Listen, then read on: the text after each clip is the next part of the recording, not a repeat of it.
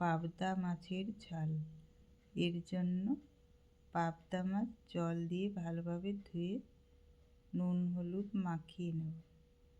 এরপর সরষের তেল গরম করে সব মাছগুলো লাল লাল কড়া করে ভেজে প্লেটে তুলে নেব।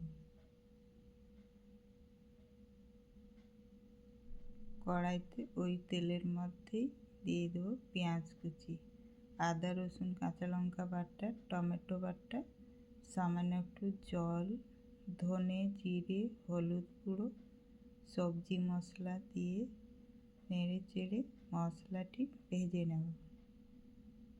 তারপর দিয়ে দেবো জল, আন্দাজ মতো নুন দিয়ে ঝোলটা ফুটে উঠলেই ভেজে রাখা মাছ দিয়ে